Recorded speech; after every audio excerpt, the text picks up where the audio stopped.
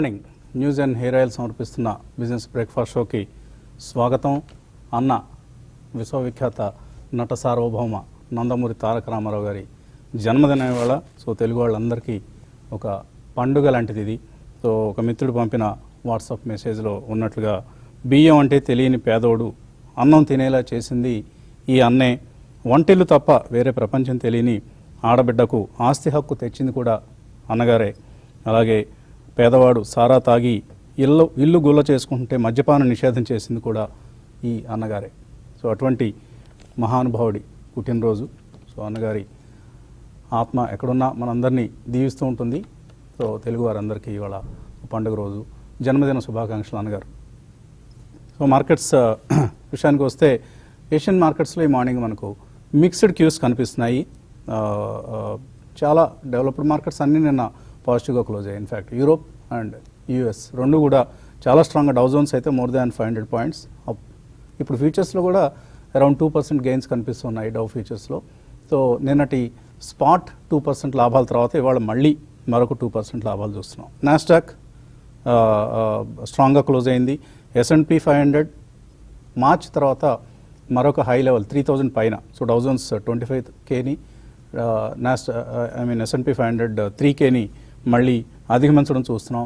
Delta Airways, United Airlines, American Airlines ఇలాంటి airline stocks, of course FAANG stocks అన్నీ స్ట్రాంగ్గా close అవుతున్నాయి. So ఏమిటి ప్రధాన కారణం అంటే ఆఫ్ కోర్స్ మళ్ళీ రీఓపెనింగ్ అనేది జరుగుతుంది. అందరూ యూఎస్లో వర్క్కి వెళ్ళడం అనేది ఒక పాజిటివ్ అంశం. నిన్న మార్నింగ్ మనం అనుకున్నాం ఆల్ అసెట్ క్లాసెస్ ఏప్రిల్లో అనుకున్న దానికంటే సేల్స్ బాగా జరిగాయి. సో ఇలా ఎకనామిక్ డేటా వైపు పాజిటివ్గా ఉంటే, మరోవైపు లిక్విడిటీ ఎంత సూపర్ లిక్విడిటీ అంటే ఏం చేయాలి ఈ హెలికాప్టర్ మనీని అని అర్థం కానంత పరిస్థితిలో డెవలప్డ్ మార్కెట్స్ కనిపిస్తున్నాయి. ఎందుకంటే అక్కడ ఆ ఎకానమీస్ అన్నింటిలో కూడా ప్రభుత్వాలు విపరీతంగా మనీని సర్క్యులేట్ చేస్తున్నాయి. హెలికాప్టర్ మనీ అనేది అక్కడ మనం కాన్సెప్ట్ వింటూ ఉంటాం తరచుగా. సో దీంతో రిసెషన్ని పక్కన పెట్టేశారు. జియో పొలిటికల్ కన్సర్న్స్, ఇప్పుడు యుఎస్ చైనా మధ్య ట్రేడ్ వార్ తర్వాత మళ్ళీ ఇప్పుడు హాంకాంగ్ ఇష్యూ తాజాగా తెర మీదకి వచ్చింది. సో న్యూ సెక్యూరిటీ లా ప్రకారం హాంకాంగ్కి ఉన్న ఆటోనామస్ స్టేటస్ అనేది పక్కకు వెళ్ళిపోతుంది. ఇది యుఎస్ తీవ్రంగా తీసుకుంటుంది. దీంతో మళ్ళీ యుఎస్ చైనా మధ్య ఉద్రిక్తతలు తలెత్తాయి. అయినా కూడా ఈక్విటీ మార్కెట్స్ ఏమాత్రం పట్టించుకోవడం లేదు. నార్మల్గా అయితే ఇటువంటి టైమ్స్లో రోజు ఒక 500 పాయింట్లు 1000 పాయింట్లు డౌ పడిపోవాల్సింది, కానీ దానికి విరుద్ధంగా జరుగుతోంది. So there is no relationship between the markets and the economies. So అటువంటి పరిస్థితి మనం చూస్తున్నాం. అలాగే అన్ఎంప్లాయ్మెంట్ డేటా మొన్న ఆ మధ్య హ్యూజ్ అన్ఎంప్లాయ్మెంట్ డేటా చూసాం, జాబ్లెస్ క్లెయిమ్స్ పెరిగిపోవడం చూసాం. అయినా కూడా మార్కెట్స్ పట్టించుకోవట్లేదు. సో ఏం డ్రైవ్ చేస్తుందంటే it is only the liquidity. So ఇది మనం ఎప్పుడు లాస్ట్ 1 మంత్ బ్యాక్ కూడా అనుకున్నాం, లిక్విడిటీ అపరిమితంగా రాబోతుంది మార్కెట్స్లోకి, పెరుగుతాయని. సో అదే జరుగుతూగా ఉంది. ఫర్ ఇన్స్టెన్స్ మన మార్కెట్స్ నిన్న మార్నింగ్ అనుకున్నాం మనం బాగా అండర్ పెర్ఫామ్ చేస్తున్నామని. సో సడన్లీ అనూహ్యంగా మార్కెట్స్లో ఎప్పుడు ఏం జరుగుతుందనేది ఎవరు ఊహించలేం. అది పదే మనం అనుకునేది. సో అది నిన్న జరిగింది. సో ఎవరం కూడా నిన్న నిఫ్టీ ఆల్మోస్ట్ ఒక 300 పాయింట్స్ పెరుగుతుందని అనుకోలేదు. కొంత పాజిటివ్గా ఉండొచ్చు అన్న, ఎందుకంటే బ్యాంక్స్లో ఒక షార్ట్ కవరింగ్ రావచ్చు బ్యాంక్స్ ఫైనాన్షియల్స్లో అని మార్నింగ్ నిన్న అనుకున్నాం మనం. ప్రైవేట్ బ్యాంక్స్ ప్రత్యేకించి స్ట్రాంగ్గా ఉంటాయి అనుకున్నాం. అదే జరిగింది. ICICI bank, HDFC bank, Kotak Mahindra bank ఇవన్నీ కూడా 5 to 10% వరకు కూడా. ఫర్ ఇన్స్టెన్స్ లాస్ట్ 2 డేస్లో మనం చూస్తే యాక్సిస్ బ్యాంక్ 15% పెరిగింది, ఐసిఐసిఐ బ్యాంక్ 9.6% పెరిగింది. అలాగే కొన్ని చిన్న బ్యాంకులు ఆర్బీఎల్, ఫెడరల్ బ్యాంక్ ఇవన్నీ కూడా పెరగడం చూసాం. సో ప్రధానంగా ఏం జరిగిందంటే షార్ట్ కవరింగ్ జరిగింది నిన్న ఒకటి. రెండోది మనం ఈ క్యాపిటల్ రైజింగ్ సంబంధించి ప్రైవేట్ బ్యాంక్స్ అయినా పబ్లిక్ సెక్టర్ బ్యాంక్స్ అయినా బ్యాంక్స్కి క్యాపిటల్ చాలా అవసరం. If they don't raise capital, if they don't have minimum requirement of capital, they cannot do new business, they cannot take up new business. వాళ్ళకి deposits వచ్చినంత మాత్రాన సరిపోదు. లెండింగ్ చేయాలంటే కంపల్సరీగా వాళ్ళు క్యాపిటల్ ఎడిక్వసీ రేషియోని మెయింటైన్ చేయాలి. సో దానికోసం ఎప్పటికప్పుడు క్యాపిటల్ని వాళ్ళు పెంచుకుంటూనే ఉండాలి. అదొక నిరంతర ప్రక్రియ. సో దానికి ఇప్పుడు మనం కోటక్ బ్యాంక్ చూసాం నిన్న. సో ఒక strong investors, global investors like GIC, Oppenheimer వీళ్ళందరూ కూడా కోటక్ బ్యాంక్ క్యూఐపీలో ఇటువంటి గ్లోబల్ ఇన్వెస్టర్స్ అందరూ కూడా ఇన్వెస్ట్ చేశారు. సో అంతకుముందు మనం ఒక I think 1.5 month back ICICI బ్యాంక్లో కూడా ఇంతే, their QIP issue was subscribed like anything. So quality బ్యాంక్స్కి, ఇండియాస్ మోస్ట్ ప్రీమియం బ్యాంక్స్కి క్యాపిటల్కి ఏమాత్రం కొరత లేదు. కానీ మిగతా బ్యాంకుల పరిస్థితి ఏంటి అనేది మాత్రం అర్థం చేసుకోవాలి మనం. సో వాళ్ళకి క్యాపిటల్ రైజింగ్ కొంత కష్టం అవుతుంది. పిఎస్యు బ్యాంక్స్కి అయితే ప్రభుత్వమే ఇవ్వాలి, ఇంకెవరు ఇవ్వరు. బట్ మిగతా బ్యాంకులకి, ప్రైవేట్ బ్యాంక్స్కి క్యూఐపీ ఇష్యూస్ అనుకున్నంత ఈజీగా వాళ్ళు క్యాపిటల్ రైజ్ చేయరు. సో ఈ డిస్టింక్షన్ అనేది మార్కెట్స్లో మనకు డెఫినెట్గా ఉంటుంది.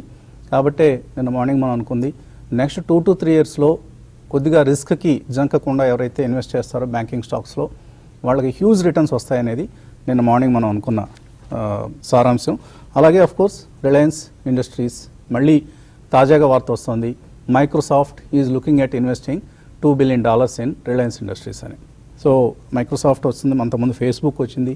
సో మనం యూఎస్లో ఎంత క్రేజీ కంపెనీస్ లైక్ ఇవన్నీ కూడా యూఎస్లో వెల్త్ క్రియేట్ చేసిన కంపెనీస్ ఫర్ ఇన్వెస్టర్స్. సో వాళ్ళందరూ వచ్చి ఇక్కడ రిలయన్స్లో ఇన్వెస్ట్ చేస్తున్నారంటే ఇంత పెద్ద దేశానికి డిజిటల్ బ్యాక్ బోన్ని ఇస్తున్న కంపెనీ, ఏకైక కంపెనీ మనకు ఆఫ్ కోర్స్ భారతీ ఎయిర్టెల్ ఉంది. But other than that and new digital player, new digital leader Reliance industries. కాబట్టి వాళ్ళు 2 ఆఫర్ చేస్తున్నారు, ఒకటి డిజిటల్ బ్యాక్ బోన్, రెండోది డేటా.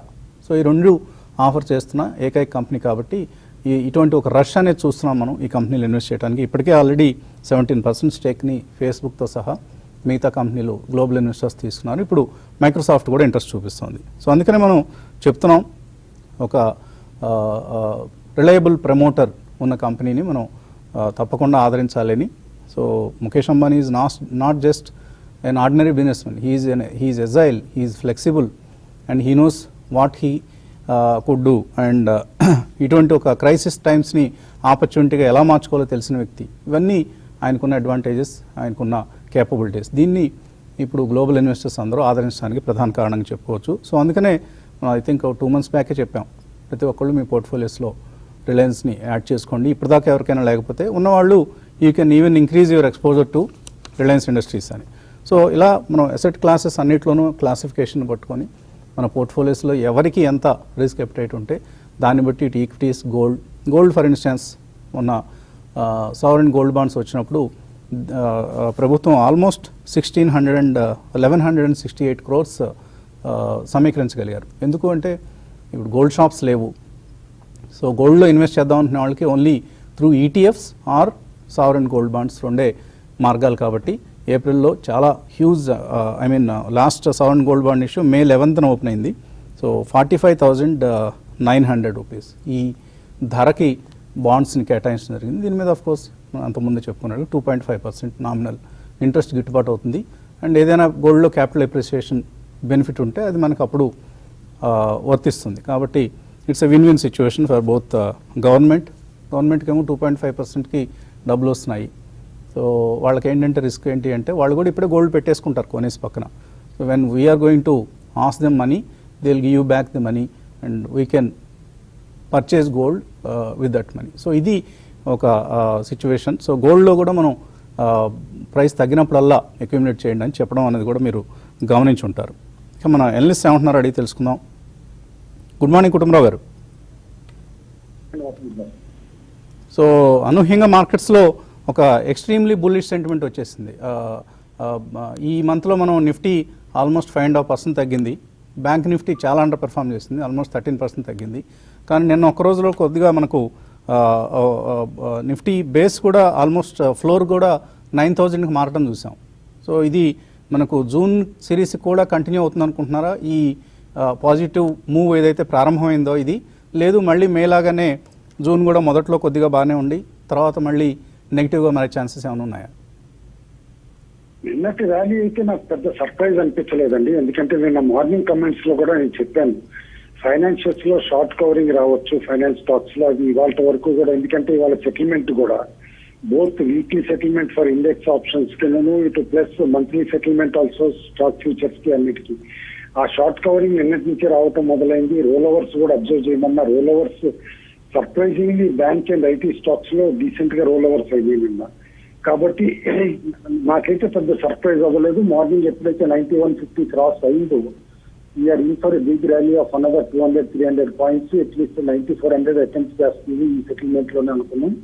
చూస్తా ఉంటే వాళ్ళు ఒకసారి అటెంప్ట్ చేసే పాసిబిలిటీని మనం రిలైజ్ చేయలేం.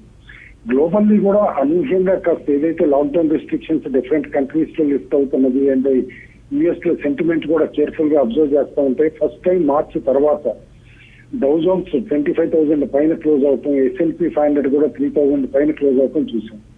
కాబట్టి ఒక పక్కన కన్జ్యూమర్ సెంటిమెంట్ మనకి జనరలీ ఏదైతే ఎకానమీలో వీక్నెస్ కనిపిస్తుందో ఇవన్నీ చూసినా కూడా stock markets are in different orbit.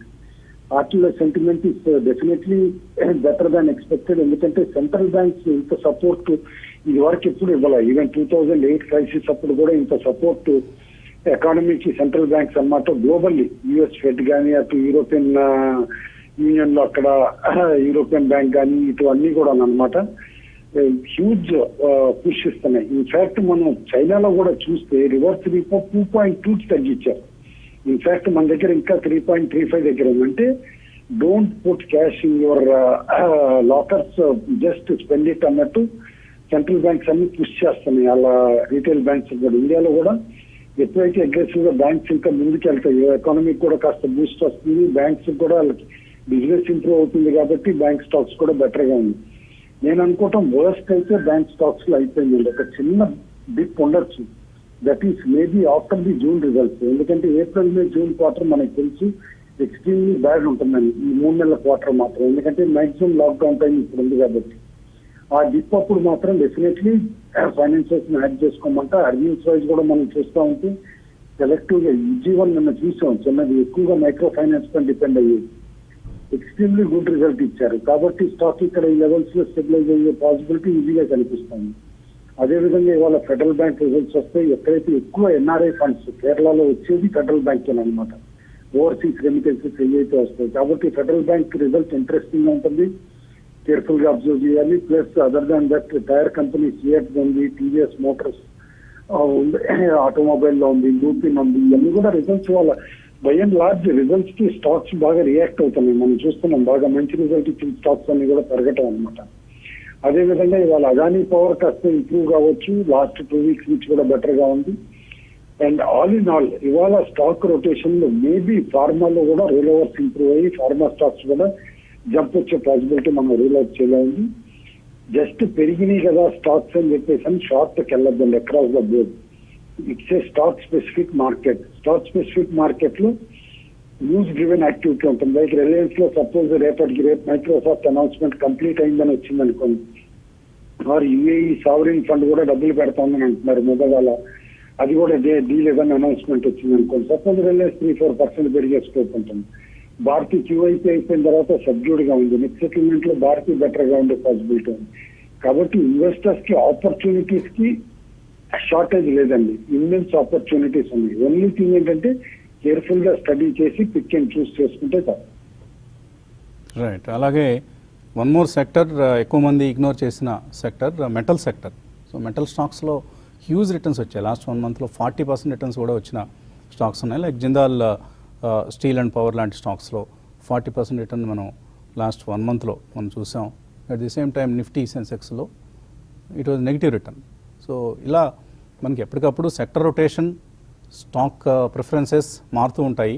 ఇది మనం తరచుగా అనుకునేదే, స్టాక్ రొటేషన్, సెక్టర్ రొటేషన్ అనేది జరుగుతూ ఉంటుంది. దాన్ని గమనించగలిగితే ఎర్లీ స్టేజ్ ఆఫ్ రొటేషన్లో మనం పట్టుకోగలిగితే షార్ట్ టర్మ్లో నెక్స్ట్ 1-2 మంత్స్లో డబ్బులు వచ్చే ఛాన్సెస్ చాలా సెక్టర్స్ మనకి ఇస్తూ ఉంటాయి.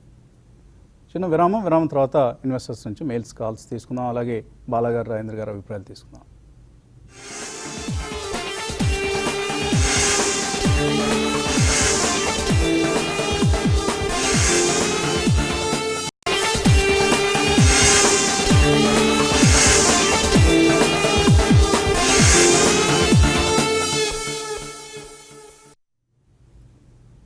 న్యూస్ అండ్ హెయిర్ ఆయిల్ సమర్పిస్తున్న బిజినెస్ బ్రేక్ఫాస్ట్ షోకి పునఃస్వాగతం. సో మనకు చాలా మెయిల్స్ అందుతున్నాయి, అలాగే కాలర్స్ కూడా వెయిట్ చేస్తున్నారు. కాబట్టి రొటీన్ లాగా కాకుండా let's straight away get into some Q&A session with బాలాగారు and Rajendra garu, so that కొన్ని మెయిల్స్ అయినా మనం అడ్రస్ చేసే అవకాశం ఉంటుంది. So this question is for బాలాగారు. కళ్యాణ్ సాగర్ అడుగుతున్నారు, ఆయన HDFC కొన్నారట షేర్స్, 2,000 రూపాయలు కొంటే ఇప్పుడు 1,545కి అయిపోయింది. సో ఏం చేయొచ్చు బాలాగారు? యా గుడ్ మార్నింగ్ వసంత్ గారు. డెఫినెట్లీ ఉంచమనే చెప్తానండి. HDFC is undoubtedly number 1 company ఇండియాలోనే కాకుండా ప్రపంచవ్యాప్తంగా కూడా in terms of all parameters. Financials ఈ క్వార్టర్ నెక్స్ట్ క్వార్టర్ దెబ్బతినం పక్కన పెట్టండి, but it's one of the finest companies in terms of corporate governance and business so on and so fourth in the world. కాబట్టి 2000 లో కొన్నా ఏం problem లేదు, తప్పకుండా ఉంచండి. రాబోయే 1 క్వార్టర్ లో ఏదన్నా కొద్దిగా ఇక్కడ నుంచి చిన్న కరెక్షన్స్ వచ్చినప్పుడు కూడా అడిషనల్ గా యాడ్ చేయమని చెప్తానండి. ఓకే. సో రాజేంద్ర గారు, రిలయన్స్ కొన్నారట సురేష్ కోట 1449లో. ఇది 1 year హోల్డ్ చేద్దాం అనుకుంటున్నారు, ఎటువంటి సలహా ఇస్తారు? డెఫినెట్లీ హోల్డ్ చేయొచ్చండి. మీరు కొన్న ప్రైస్ దగ్గరే ఉంది. ఇప్పుడు 1445 కరెంట్ మార్కెట్ ప్రైస్ ఉంది. ఓన్లీ థింగ్ ఏంటంటే రేపు పొద్దున మార్కెట్ మళ్ళా అరౌండ్ ప్రీవియస్ లోస్ 7500 రీవిజిట్ చేసింది అంటే కనుక ఈ స్టాక్ యాజ్ లో యాజ్ 1150 1200 కూడా రావచ్చు. మీకు 1 year వ్యూ ఉందంటున్నారే, డెఫినెట్లీ హోల్డ్ చేయండి. మేబీ అరౌండ్ 1250 1300 వస్తే కనుక సెకండ్ ప్రైస్ పాయింట్ కూడా కొనమని చెప్తాను. సో 1 year అయితే it's a good investment. Okay. అలాగే లలిత్ ఆదిత్య, ఏజ్ 16 సంవత్సరాలే. జిందాల్ స్టీల్ కొన్నారట 115 రూపాయల్లో. And Jindal steel is it good for the day? ఇవాళ మినిమం 4 to 5 రూపీస్ పెరుగుతుందని ఆయన చాలా ఆశ. ఇప్పుడు నిన్న కూడా ఒక కుర్రవాడు 18 years బాయ్ మనకు మెయిల్ పంపించడం చూసాం. సో ఇవాళ మరొక 16 సంవత్సరాలు. సో ఇలా ఇన్వెస్ట్ చేసే వాళ్ళ ఏజ్ రాను తగ్గిపోతున్నట్టు కనిపిస్తుంది. నిన్న మన మాధవి గారు, అజయ్ గారి పుత్రరత్నం, ఆయన కూడా 13 సంవత్సరాలట మార్కెట్స్లోకి రావాలని ఊళ్ళవుతున్నారని మాధవి గారు మెయిల్ పంపించారు. సో ఇలా కుర్రవాళ్ళ యంగ్స్టర్స్ రావాలనుకోవటం అనేది ఒక మంచి పరిణామంగా భావించాలి. బట్ కాకపోతే ఎక్స్పీరియన్స్ కొద్దిగా గెయిన్ చేసేంత వరకు మార్కెట్స్ స్టడీ చేయాలి మీరు. సో రాజేంద్ర గారు, ఏంటి ఇంట్రాడేకి ఎలా ఉంటుంది జిందాల్ స్టీల్? ఇంట్రాడేక్ అయితే బుల్లిష్ గానే ఉందండి చార్ట్స్. ఓన్లీ థింగ్ మనం చూడాల్సింది ఏంటి అంటే కనుక 3 days బ్యాక్ అది 92 రూపీస్ ఉన్న స్టాక్. సో 3 days లో 92 నుంచి 116 దాకా పెరగడం చూసాం. నిన్న కూడా మనం 106 to 116 10 రూపీస్ పెరిగింది. బట్ కొన్న ప్రైస్ ఇస్ హై అండి. 115 లో కొన్నా అన్నారు, 115 అదే ప్రైస్ ఉంది ఇప్పుడు కూడా. సో డెఫినెట్లీ ఇక్కడ నుంచి risk reward is not good. So trading bet కింద అయితే 110 కింద స్టాప్ లాస్ పెట్టాలి. ఇన్ కేస్ ఈ రోజు కూడా అప్ మూవ్ వచ్చింది అంటే కనుక 120 122 దగ్గర ఎగ్జిట్ అవడం ఇట్స్ ఎ గుడ్ ఐడియా. అలాగే ఎస్బీఐ కాల్ ఆప్షన్ ఉంది. మాధవి హైదరాబాద్ నుంచి అడుగుతున్నారు. 160 కాల్ ఆప్షన్ 10 రూపాయల్లో తీస్తున్నారు, ఏం చేయొచ్చు?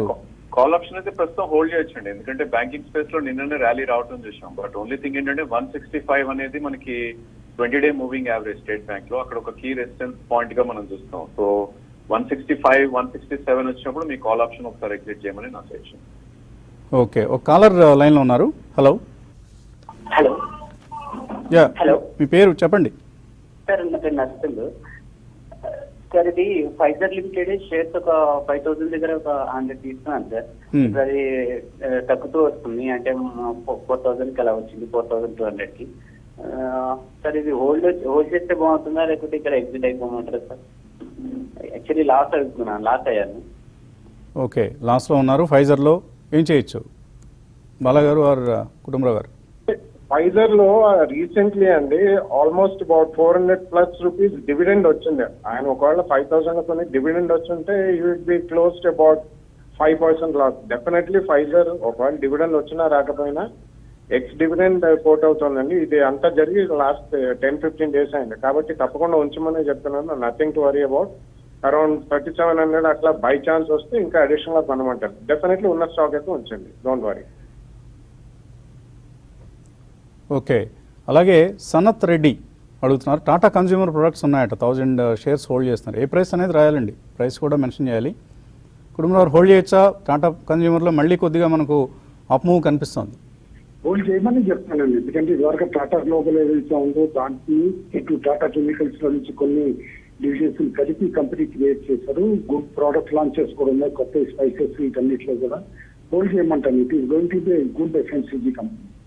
ఓకే. సో ఇదే సమాధానం మణికంఠకు కూడా వర్తిస్తుంది. ఆయన మనం ప్రాఫిటివ్ ట్రేడ్లో రికమెండ్ చేసినప్పుడు టాటా కెమికల్స్ కొన్నారట, తర్వాత అది డీమెజర్ అయ్యి టాటా కన్జ్యూమర్ ప్రొడక్ట్స్ రావాల్సింది ఇంకా రాలేదు. ఎప్పుడు వస్తాయి? ఏదైనా ఐడియా ఉందా మీకు కుటుంబరావు గారు? లేదండి, ట్రాక్ చేయలేదండి. So not holding the stock చేయలేదు.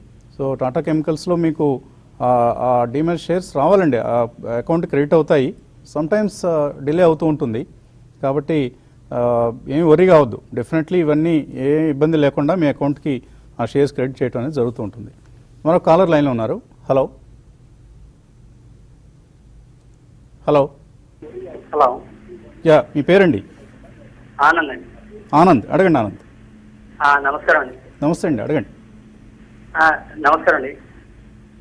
అడగండి. నమస్కారం సార్. సార్ ఆనంద్ మాట్లాడుతున్నాను సార్. చెప్పండి ప్రశ్న. సార్ బ్యాంక్ నిఫ్టీ కానీ ఏదైనా కాల్ ఆప్షన్ తీసుకోవచ్చు సార్? ఏదైనా కాల్ ఆప్షన్, బ్యాంక్ నిఫ్టీ కానీ ఏదో ఒకటి చేసి తీరాలి అన్న నియమమే లేదండి మార్కెట్స్లో. ప్రతిరోజు కంపల్సరీ ట్రేడింగ్ అనేది ఏమీ మస్ట్ ఏం కాదు.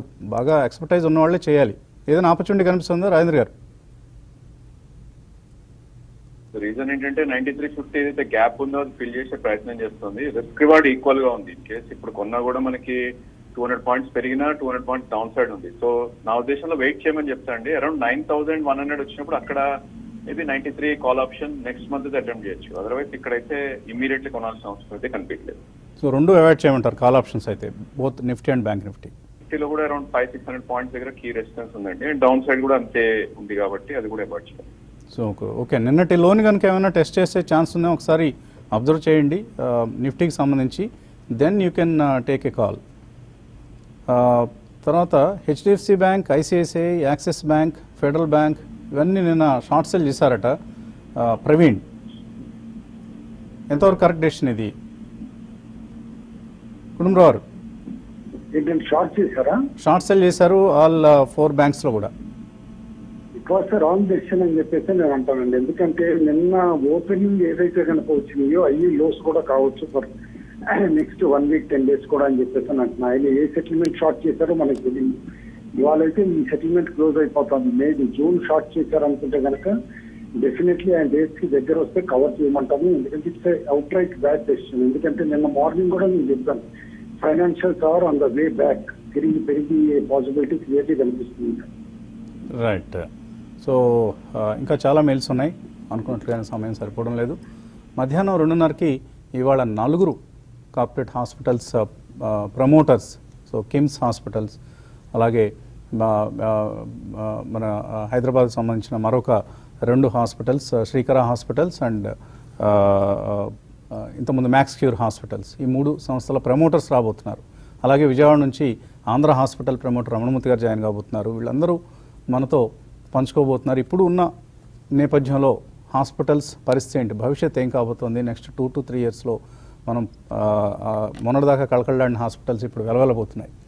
ఏం జరగబోతోంది అసలు హాస్పిటల్స్ ఇండస్ట్రీలో? చాలా ఇంట్రెస్టింగ్ డిస్కషన్ మన ముందుంది. మధ్యాహ్నం 2:30కి యంగ్ వరల్డ్లో మళ్ళీ కలుద్దాం. Keep watching TV5.